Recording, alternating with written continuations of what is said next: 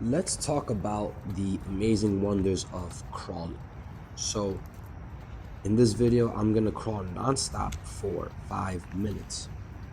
And in this time, grab yourself a cup of coffee, grab yourself some tea, whatever floats your boat. And the reason I want to talk about this marvel called crawling is because A, you have pretty much access to it almost anywhere. B, if you have distance that you can travel, then you truly just completed a whole entire training session with just one move, especially when done at a level of distance and endurance such as today. But the first benefit that I want to talk about, as I just said, is accessibility. You can literally just do this almost anytime, anywhere. And so that's already something that's top tier.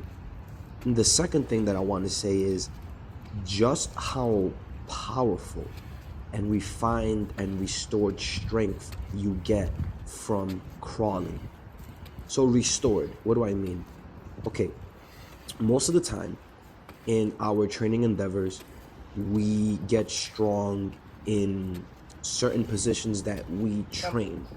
So let's say if you're in a seated position doing seated rows or cable pull downs, or you're working on some type of machine, or even possibly a kettlebell, you're in one plane of motion. You're just staying still and moving the object around your body, so to say. With crawling, you are fighting against many things. This locomotive pattern, locomotion, point A to point B, is restoring our strength in of the fact that we constantly have to coordinate our opposite limbs. We constantly have to fight against gravity all the time. And the longer the endurance factor is that you're training, the more stress you'll be placed under. But this gravity and this stress is a good thing because this is essentially how we became full-grown, capable adults in the first place, is our time under tension under gravity. And when you revisit an old primal exercise, such as crawling, everything begins to start functioning and firing. Your wrists need to support your upper body. Your toes are constantly dragging across the ground. Your hips are always in extension. Extension being the opposite of flexion, something that we visit quite often in our day-to-day life. And so when we talk about hip extension, we're really talking about a huge gold mine of a posture fix. We're talking about performance, and we're talking about glute strength also. Notice how every single time I crawl, I do essentially like a mini leg press. I have to extend my leg, aka the hip extension, in order to propel my body forward. And so the other thing that's working is your core, a global, full, holistic core movement in a dynamic fashion.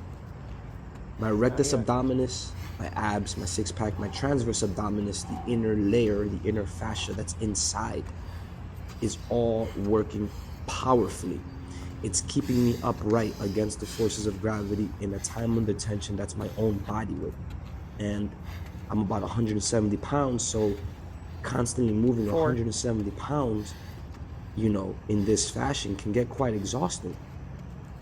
Likewise, your neck is getting strong as well. Think of it when you were a baby. You got extremely powerful very fast under the time tension of gravity. So having a strong neck, super powerful against things like whiplash, great for combat sports, great for posture, and fighting text neck or hunchback. And the other thing is, your weight is distributed evenly across the limbs. 30 seconds. That's another thing that's actually a very, very important factor. We begin to train our equilibrium, our hips in stability, our shoulders are learning to keep us stable, so on and so forth.